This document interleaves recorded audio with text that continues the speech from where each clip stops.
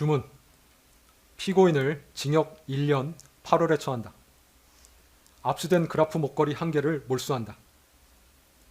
피고인으로부터 1281만 5천 원을 추징한다. 위 추징금에 상당한 금액의 간합을 명한다. 자본시장과 금융투자업에 관한 법률 위반의 점, 정치자금법 위반의 점, 2022년 4월 7일경 특정범죄 가중처벌 등에 관한 법률 위반, 알선수재의 점은 각 무죄. 피고인은 판결에 대하여 일주일 내에 이 법원에 항소장을 제출해서 항소를 제기할 수 있습니다. 그리고 피고인, 무죄 부분에 대해서 일간지 등에 공시되기를 원하시나요? 그럴 필요까지는 없으신가요? 예. 형사보상 안내문 받아가도록 하시기 바랍니다. 판결 선고에 앞서 몇 말씀 드리겠습니다. 옛말에 형무등급 그리고 추물이 불량이라는 말이 있습니다. 법의 적용에는 그 적용을 받는 사람이 권력자이든 아니면 권력을 잃은 자이든 예외나 차별이 없어야 합니다. 마찬가지로 무죄 추정의 원칙이나 인 두비오 프로레오, 즉 불분명할 때에는 피고인의 이익으로와 같은 법의 일반 원칙도 피고인이 권력자라 하여 혹은 권력을 잃은 자라 하여 다르게 나누어 적용될 수 없습니다. 그것이 공정한 재판의 전제일 것입니다. 재판부는 헌법 제103조에 의거 증거에 따라 판단하였음을 말씀드립니다. 사건에 관하여 살펴보겠습니다.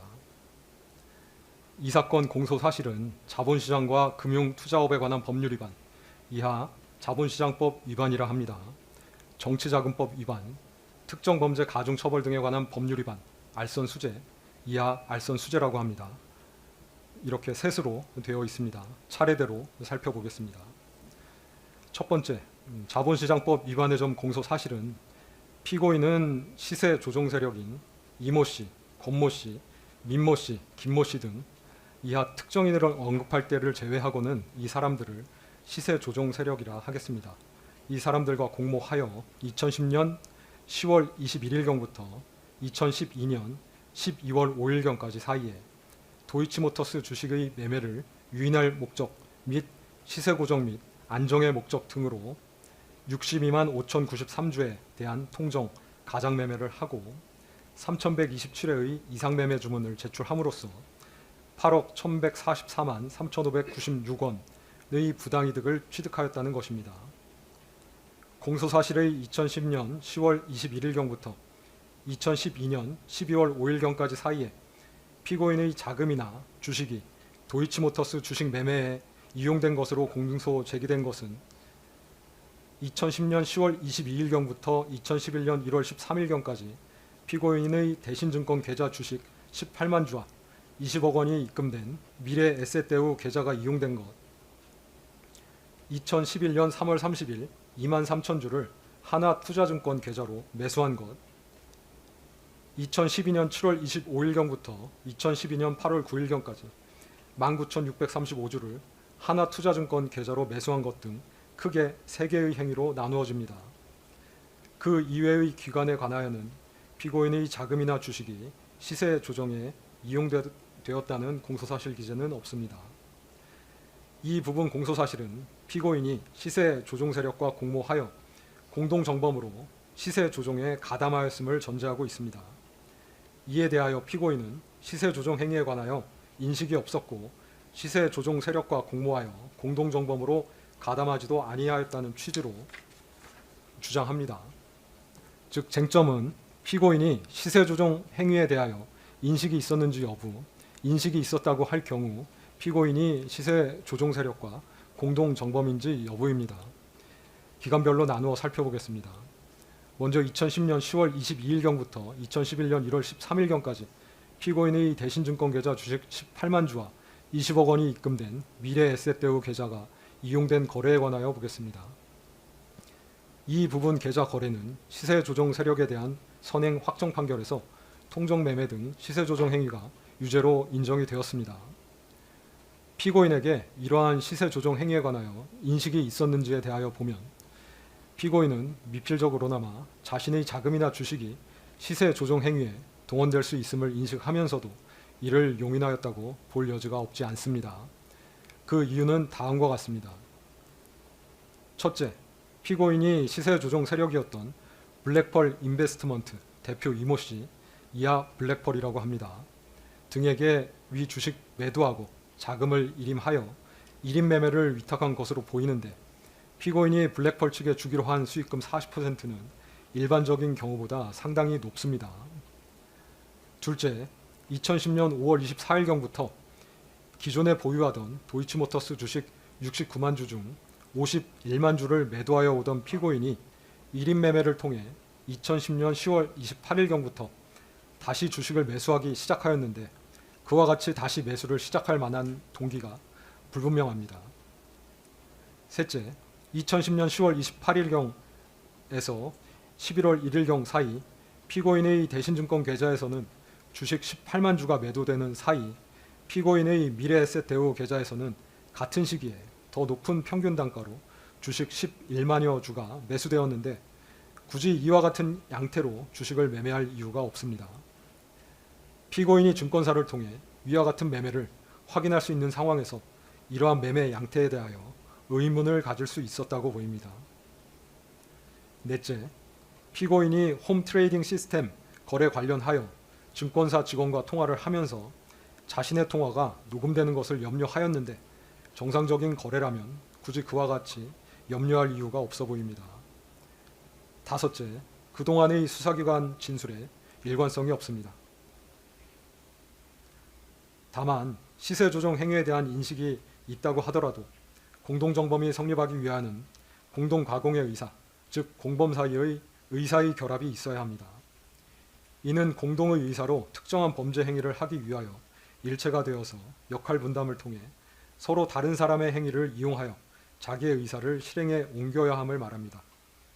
즉, 공동정범 사이에 서로의 행위에 대한 인식 및 용인이 있어야 합니다.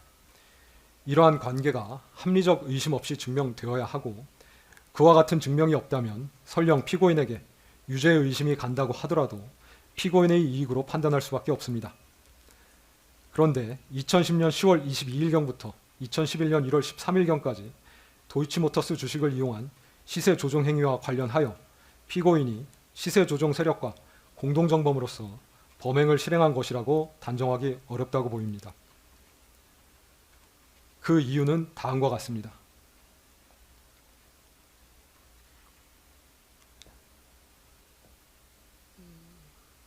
첫째, 속기사님, 제가 나중에 스크립트 드릴 테니까 안 하셔도 됩니다. 첫째, 시세 조정 세력 중 누구도 피고인에게 시세 조정에 관하여 직접 알려준 바가 있다고 진술하는 사람이 없어서 피고인이 시세 조정에 있어서 어떠한 역할을 수행하였는지에 관한 자료가 없습니다. 둘째, 피고인은 2010년 10월 28일 10만 주, 11월 1일 8만 주를 민모 씨, 김모 씨의 지시에 따라 블랙펄 대표 이모 씨에게 넘겨주었는데, 통정 매매라고 보기 위해서는 그것을 통해 매매가 성황을 이루고 있는 듯한 외관을 형성하여야 하고 행위자에게 그러한 목적 등이 있어야 하나, 피고인은 도이치모터스 주식 18만 주를 블랙펄에 넘겨주려는 목적으로 매도 행위를 한 것으로 보일 뿐, 더 나아가 피고인에게 매매가 성황을 이루고 있는 듯이 잘못 알게 하거나 그 밖에 타인에게 그릇된 판단을 하게 할 목적까지 있었다고 단정하기 어려워 보입니다. 셋째, 피고인은 2011년 1월 13일 블랙펄 측과 수익금을 정산하면서 대신증권에 있던 주식을 블랙펄 측에서 일방적으로 할인율을 정하여 블록딜로 매각한 것에 항의하기도 하였는데, 만약 피고인과 블랙펄이 공모관계에 있었다면 블랙펄이 피고인에게 알리지도 아니한 채 일방적으로 할인율을 정하여 시가보다 약 2억 5천만 원가량 저가로 할인 매각하지는 못하였을 것으로 보입니다. 더욱이 위 블록딜 매매는 정상적인 블록딜이 아니라 블랙펄이 시세 조정을 위한 매수자 확보를 위하여 이루어진 것으로, 이는 전체적으로 보면 공모 범행인 시세 조정 수행을 위해 이루어진 것인데, 이와 관련하여 블랙펄이 시세 조정에 협력할 블록딜 상대방을 섭외하는 등의 업무를 한 것에 대한 블록딜 수수료 4,200만 원가량을 피고인으로부터 받은 것은 피고인이 블랙펄과 공모관계에 있는 내부자가 아니라 그 공모관계 밖에 존재하는 외부자, 즉 거래 상대방으로 취급되었기 때문으로, 이는 피고인이 시세 조정 세력과 공모 관계에 있지 아니함을 보여줍니다. 넷째, 블랙펄은 2011년 1월 13일 피고인과 수익금을 정산하면서 피고인의 계좌에서 발생한 매매 차익만을 대상으로 수익을 정산하였는데, 피고인과 블랙펄이 공모관계에 있었다면 피고인의 계좌에서 발생한 매매 차익만 계산할 것이 아니라 이 부분 공소 사실에서 시세 조종 세력이 시세 조종에 사용한 다른 계좌들 20여 개에서 발생한 매매 차익도 함께 고려하여 정산을 하였어야 할 것인데, 그와 같은 형태로 정산이 이루어진 바 없습니다. 이러한 사정들 때문에 시세 조종 세력이 피고인을 공동정범으로 여기며 함께 범행을 수행하려는 의사가 있었다고 보이지 않습니다. 따라서 가사 피고인이 시세 조종 행위에 대한 인식이 있으면서 이를 용인하였다 하더라도, 피고인에게 방조의 성립은 변론으로 하더라도 공동정범이 성립할 수는 없다고 보입니다. 이 사건에서 방조의 성립 여부는 공방의 대상이 아니었기 때문에 방조의 성립 여부에 관하여는 더 나아가 판단하지 아니합니다.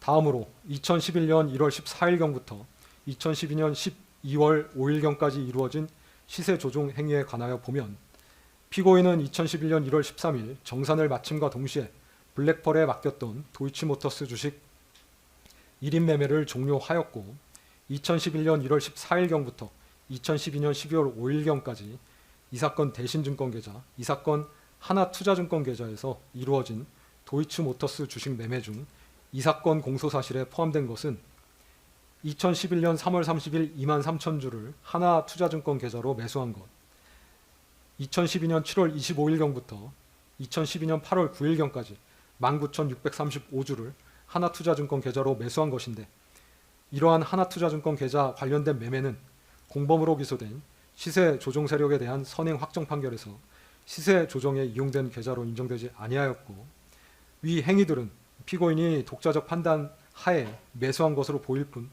시세 조종 세력과의 의사연락 하에 매수하였다고 인정할 만한 증거가 부족합니다. 더욱이 위와 같이 매수된 주식은 이 사건 공소사실 기재 기간 중에 매도되지도 아니하였습니다.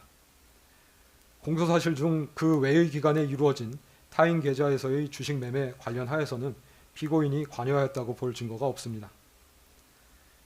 나아가 공소시효에 관하여 살펴보겠습니다.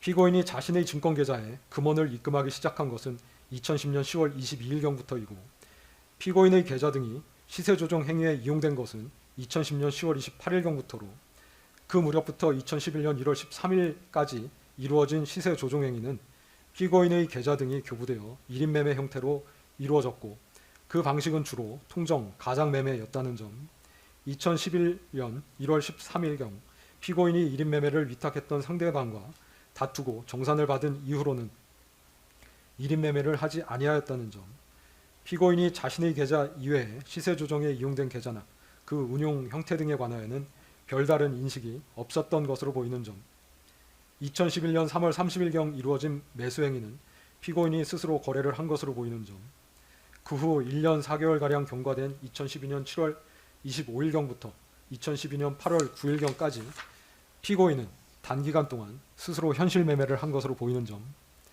그 이외의 기간에는 피고인의 계좌나 자금이 이 사건 시세 조정 행위에 이용된 것은 없는 것으로 보이는 점 등을 종합하여 보면 2010년 10월 22일경부터 2011년 1월 13일경까지 이루어진 행위, 2011년 3월 30일경 매수 행위, 2012년 7월 25일경부터 2012년 8월 9일경까지 이루어진 행위는 주식거래의 주체 및 운용 형태, 시간적 이격 등에 비추어 그 전체에 대하여 범위의 단일성과 계속성이 인정된다고 보기 어려우므로 2010년 10월 22일경부터 2011년 1월 13일경까지 이루어진 행위, 2011년 3월 30일경 매수 행위, 2012년 7월 25일경부터 2012년 8월 9일경까지 이루어진 행위는 각각 별개로 공소시효가 진행한다고 봄이 상당합니다. 따라서 2010년 10월 22일경부터 2011년 1월 13일경까지 이루어진 행위는 2011년 1월 13일경부터 2011년 3월 30일경 매수 행위는 2011년 3월 30일경부터 공소시효가 진행되어 각 2021년 1월 13일 및 2021년 3월 30일에 10년의 공소시효가 도과되었다고 보입니다. 그 외에 2012년 7월 25일경부터 2012년 8월 9일경까지 이루어진 행위는 공범으로 기소된 시세 조종 세력에 대한 선행 확정 판결에 의하여 공소시효가 중단되었으므로 공소시효가 완성되지는 아니하였으나 앞서 살핀 것처럼 범죄 증명이 없습니다. 포괄일죄로 기소된 공소사실 중 일부에 대하여는 공소시효가 완성되었고 일부에 대하여는 유죄의 증거가 없을 경우 면소 부분은 이유에서 설명하면 족하고 주문에서는 무죄 표시를 하는 것이 판례이기 때문에 이 부분 공소사실에 관하여는 주문에서 무죄를 선고하기로 합니다.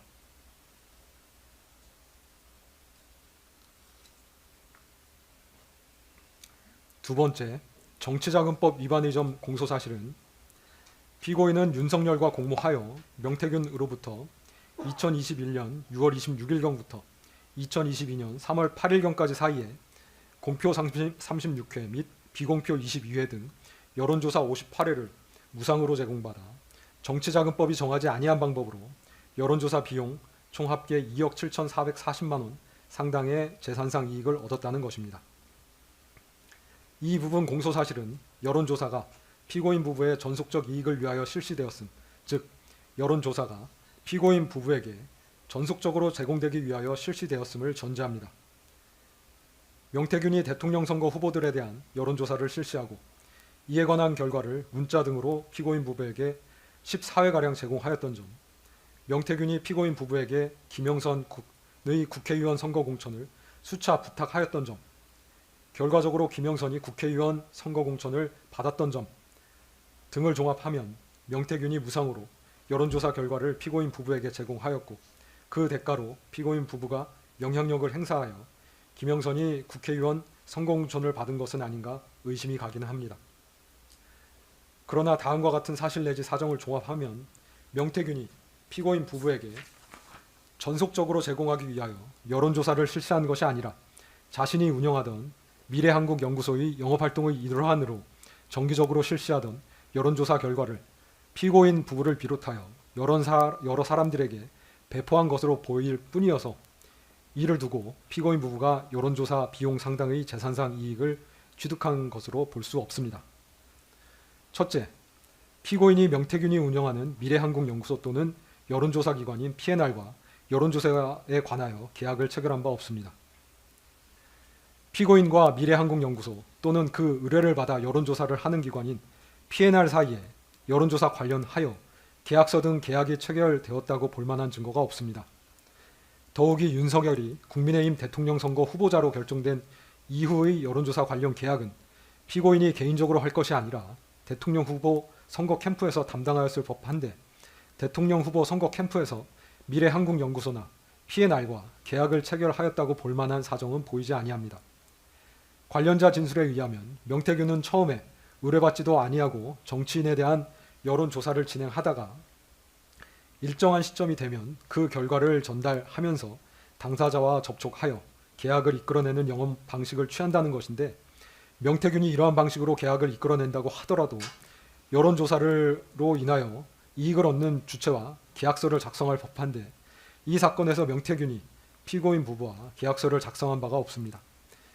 명태균은 국민의힘 관련 기관인 여의도 연구원과는 2021년 4월 및 5월경 각각 여론조사에 관하여 계약서를 작성하였는데 비슷한 시기인 2021년 6월경 피고인 부부를 만났으면서도 피고인 부부와는 여론조사에 관하여 계약서를 작성한 바가 없습니다. 나아가 구두로 혹은 묵시적으로 계약이 체결되었다고 볼 증거도 없습니다. 둘째, 여론조사의 실시 여부 및 방법, 여론조사 결과의 공표나 배포 등에 관하여 명태균이 피고인의 지시를 받았다는 자료가 없습니다. 여론조사 비용 상당의 이익이 피고인 부부에게 귀속되었다고 보려면 그 이익이 피고인 부부에게 전속적으로 귀속된다고 평가될 수 있어야 합니다. 즉 명태균이 여론조사에 관하여 피고인 내지 그 부부의 지시를 받았어야 그 이익이 피고인 부부에게 전속적으로 귀속된다고 평가할 수 있을 것인데 그러한 증거가 없습니다. 여론조사가 피고인의 지시 내지 의뢰에 따라 이루어진 것이라면 명태균은 여론조사 실시 전에 설문 내용, 공표 여부 등에 관하여 피고인으로부터 지시를 받고 여론조사 후 그 결과를 피고인에게 먼저 보고한 다음 배포 상대방 등에 관하여 피고인의 지시를 받았어야 할 것인데 기록상 그러한 사정이 나타나지 않습니다. 오히려 여론조사 수행 방식에 대한 의사결정을 명태균이 하였고 여론조사 공표 여부나 배포 상대방도 명태균이 정한 것으로 보입니다. 피고인 부부에게만 제공된 여론조사는 3회에 불과하고 나머지는 다른 사람들에게도 함께 제공되었습니다. 즉 피고인 부부는 명태균이 실시한 여론조사 결과를 배포받는 상대방들 중 하나였을 뿐 여론조사 결과가 전속적으로 귀속되는 주체였다고 평가되지 않습니다. 셋째, 명태균은 피고인 부부를 만나기 전부터 미래한국연구소의 비용으로 여론조사를 실시하고 있었습니다. 이와 같이 미래한국연구소의 비용으로 여론조사를 실시한 이유는 그 홍보 효과를 통해 미래한국연구소가 얻는 이익이 있었기 때문으로 보입니다. 미래한국연구소를 실질적으로 운영한 명태균은 피고인 부부와 2021년 6월 18일경 처음 만났는데 그 이전인 2021년 4월 18일경부터 미래한국연구소의 비용으로 여론조사를 정기적으로 실시하여 이를 머니투데이를 통해 공표하였고 머니투데이를 통한 여론조사 공표는 같은 해 7월 3일까지 11회 계속되었습니다. 머니투데이는 미래한국연구소와 공동으로 여론조사를 하다가 자체적인 판단에 따라 공동 여론조사를 중단하였고 이에 미래한국연구소는 여론조사를 공표할 언론 매체인 뉴데일리와 다시 계약을 체결하게 되어 2021년 7월 28일부터 같은 해 12월 4일까지 총 17건의 여론조사를 미래한국연구소의 비용으로 실시하여 뉴데일리를 통해 공포하였습니다. 즉 뉴데일리를 통해 공표된 여론조사도 원래 머니투데이를 통해 정기적으로 공표하려던 것으로 피고인 부부를 만나기 이전부터 이미 예정되어 있었던 것으로 보입니다.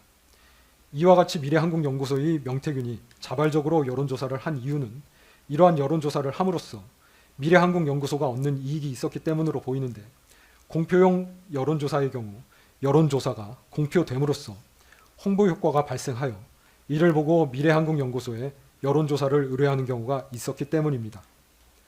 또한 명태균은 스스로의 정치적 성향에 기인하여 영업을 위해 정치 판세를 읽고 분석하기 위해 자발적으로 여론조사를 실시할 동기도 있었던 것으로 보입니다. 이러한 분석을 토대로 피고인 부부에게 선거 관련한 상담 및 조언을 하면서 선거를 도운 것으로 보이는데 명태균이 피고인 부부에게 선거 관련한 상담 및 조언을 하였다고 하여 그것을 두고 여론조사 비용 상당액의 이익을 피고인 부부가 얻은 것으로 볼 수는 없습니다. 넷째, 명태균은 여론조사 비용을 다른 방법으로 이미 충당한 것으로 보입니다. 명태균은 김영선의 소개, 대선 여론조사 공표를 통한 홍보 등으로 김종인, 이준석, 피고인 부부 등과 알게 되어 그들과 친분이 있는 듯한 외관을 형성하였습니다. 그리고 이러한 외관에 기대어 차후 이루어질 지방자치단체 관련 선거 등에서 국민의힘으로부터 공천을 받게 해주겠다며 지방자치단체 관련 선거에 입후보하려는 사람들로부터 여론조사 비용에 상당한 금원을 지급받아 이를 여론조사 비용에 충당하려 하였던 것으로 보입니다. 실제 이 사건 여론조사 비용은 지방자치단체 관련 선거에 출마하려는 예비 후보자들로부터 받은 2억 4천만 원가량 및 그 외 여론조사를 의뢰한 사람들로부터 받은 돈으로 이미 충당되었던 것으로 보입니다. 다섯째, 명태균이 피고인에게 2022년 3월경 엑셀 파일로 작성된 비용 집계표를 제시하면서 비용 청구를 하였을 것으로 보이지 않습니다. 2022년 3월경 엑셀 파일에 기재된 비용은 과도하게 계산되어 있습니다. 2022년 3월 9일 대통령 선거 이후 그달 하순경 명태균은 피고인을 만난 것으로 보이는데 막 대통령으로 당선된 사람의 배우자에게 허위 내용이 기재된 서류로 비용을 청구한다는 것은 납득하기 어렵습니다. 즉 엑셀 파일은 명태균이 자신이 비용을 들여 여론조사를 하고 정치 판세를 분석하면서 선거에 도움을 주었음을 나타내기 위한 것일 수는 있어도 그것을 가지고 피고인에게 여론조사 비용을 청구하려 하였을 것으로 보이지는 않습니다. 여섯째, 여론조사의 대가로 김영선에 대한 공천을 약속받은 것으로 단정하기도 어렵습니다. 명태균은 강모 씨, 김모 씨 등에게 2022년 5월 2일경 공천은 김건희 여사의 선물이라고 이야기하였습니다. 즉 명태균은 2021년 3월 말경 피고인으로부터 여론조사 비용을 받는 대신 김영선에 대한 공천을 약속받았다는 취지로 강모 씨, 김모 씨 등에게 이야기한 것으로 보입니다. 그런데 만약 피고인이 2021년 3월 하순경 명태균을 만나 여론조사의 대가로 김영선에 대한 공천을 확언하였다면 명태균이 2021년 4월 2일경부터 5월 9일경까지 이준석, 윤상현, 피고인 부부, 한모 씨 등 여러 사람들에게 지속적으로 연락하면서 김영선을 공천해 줄 것을 부탁하지는 아니하였을 것입니다. 특히 피고인에게 거듭하여 공천을 부탁하지는 아니하였을 것입니다. 실제 김영선에 대한 공천은 국민의힘 공천심사위원회에서 위원들 사이의 토론을 거쳐 투표에 의하여 결정된 것으로 보입니다. 이상의 이유로 이 부분 정치자금법 위반 공소사실은 범죄 증명이 없습니다. 세 번째, 알선 수재의 점 공소사실은 피고인은 전성배와 공모하여 윤영호로부터 윤석열 대통령의 직무와 관련하여 통일교의 각종 프로젝트와 행사에 대한민국 정부가 예산 등을 지원해달라는 요청과 함께 2022년 4월 7일경 802만 원 상당의 샤넬 가방과 엑스불상의 천수삼 농축차를 2022년 7월 5일경 1271만 원 상당의 샤넬 가방과 엑스불상의 천수삼 농축차를 2022년 7월 29일경 6,220만 원 상당의 그라프 목걸이를 제공받아 대통령 등 공무원의 직무에 속한 사항의 알선에 관하여 합계 8,293만 원 상당의 금품을 수수하였다는 것입니다. 이 부분 공소사실 관련하여 피고인 측은 2022년 4월 7일경 및 같은 해 7월 5일경 샤넬 가방 등을 2번 수수한 사실은 인정하지만 구체적인 청탁이 없었고 2022년 7월 29일경 목걸이를 수수한 사실이 없으며 가사 청탁이 있었다고 하더라도 청탁 내용과 수수된 금품 사이에는 어느 정도 대가 관계가 존재하여야 되는데 청탁 내용에 비해 수수된 금품의 가액이 너무 적어 대가 관계가 존재한다고 볼 수 없다고 주장합니다. 네, 살펴보겠습니다.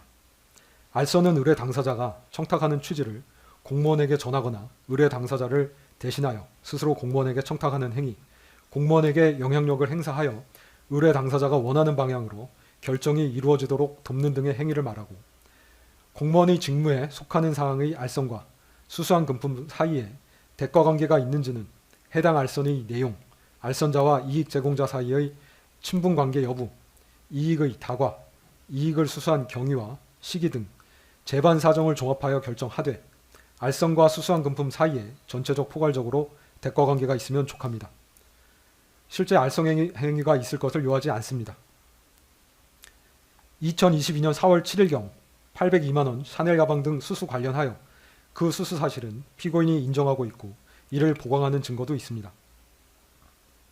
그러나 그 직전인 2022년 3월 30일경 피고인이 윤영호에게 대선을 도와줘서 고맙다는 취지로 윤영호는 피고인에게 대통령 당선을 축하한다는 취지로 전화통화를 하였으나 이는 의례적인 표현이고 그 대화 내용 중 청탁이라고 볼 만한 것이 없고 그 시경부터 가방을 수수할 당시까지도 청탁이라고 볼 만한 것이 없어 이를 전제로 하여 알선 명목으로 금품을 받은 것으로 볼 수는 없습니다.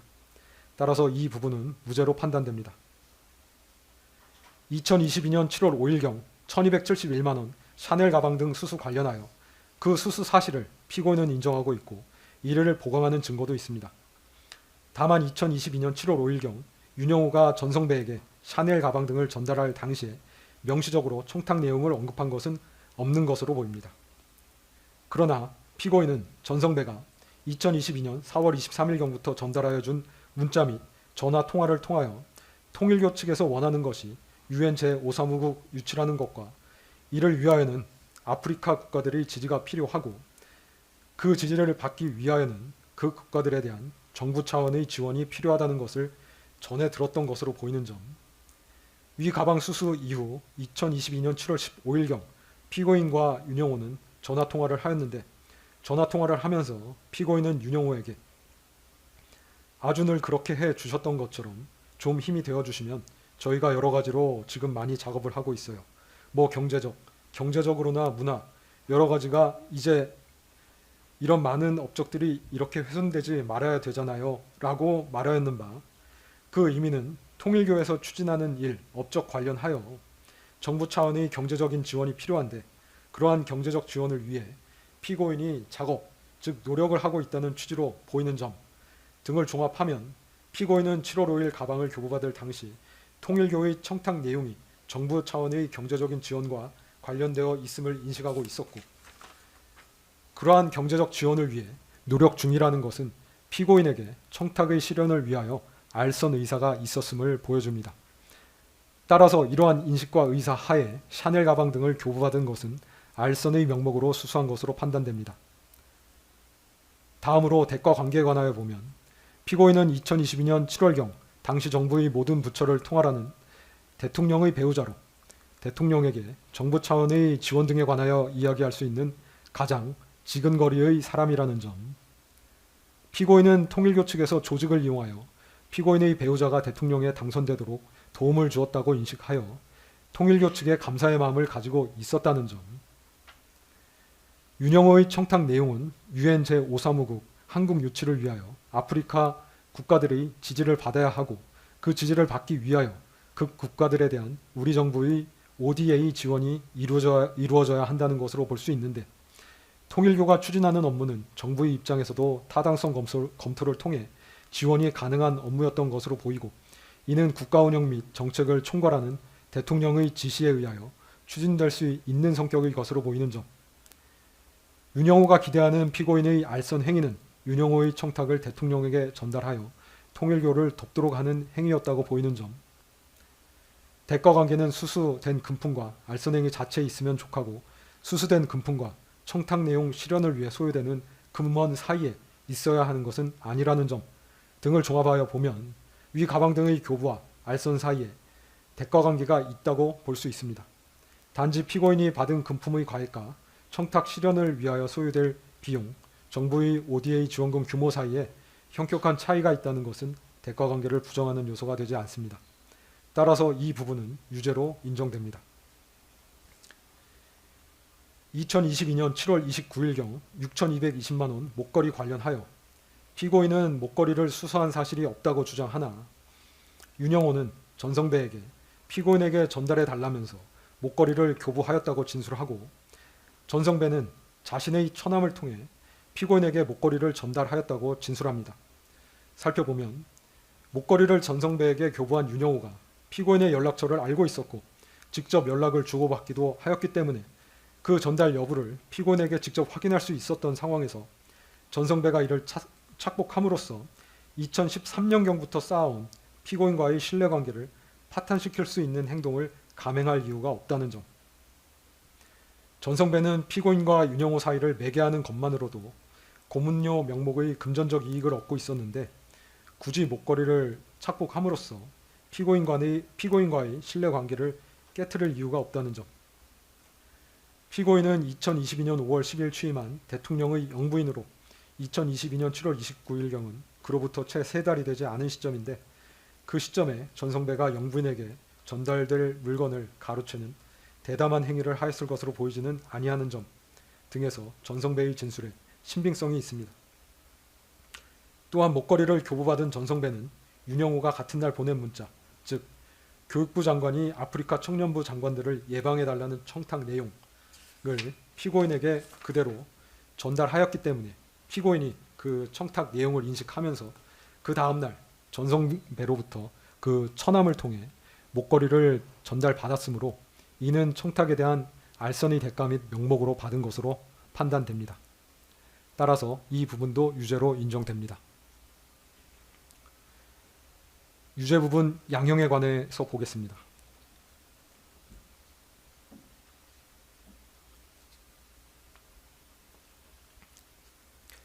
대통령에게는 헌법에 기초한 광범한 국정 운영 권한이 부여되어 있습니다. 대통령 배우자인 영부인에게는 법령상 그러한 권한이 부여되어 있지는 아니합니다. 그렇지만 영부인은 대통령의 가장 가까운 곳에서 대통령에게 지대한 영향을 미칠 수 있고 대통령과 함께 나라를 대표하는 상징적인 존재입니다.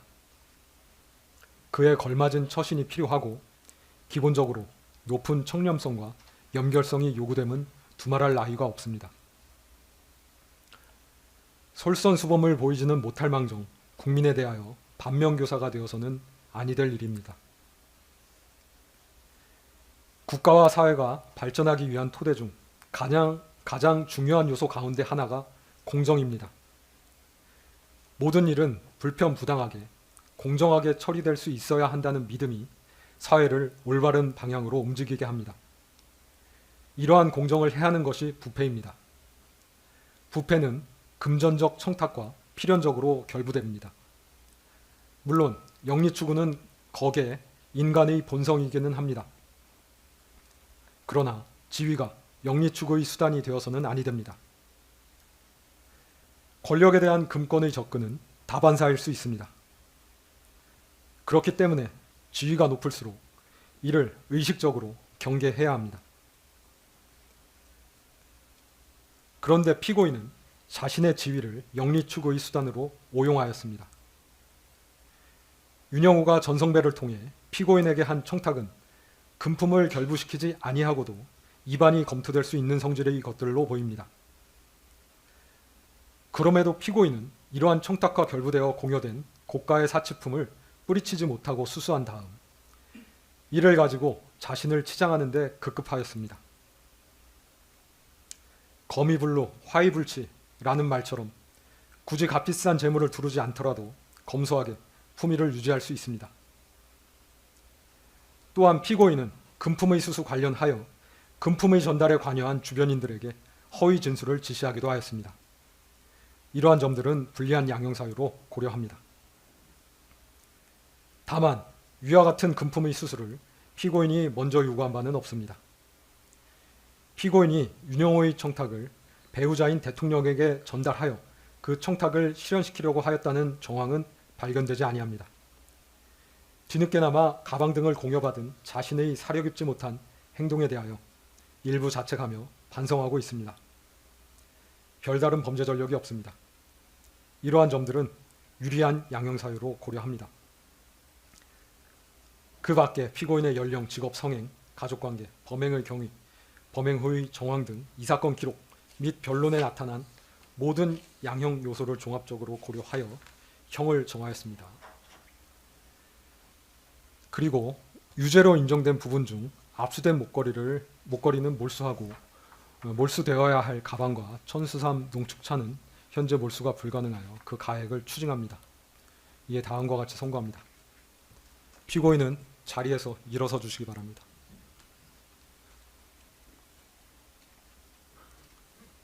주문. 피고인을 징역 1년 8월에 처한다. 압수된 그라프 목걸이 1개를 몰수한다.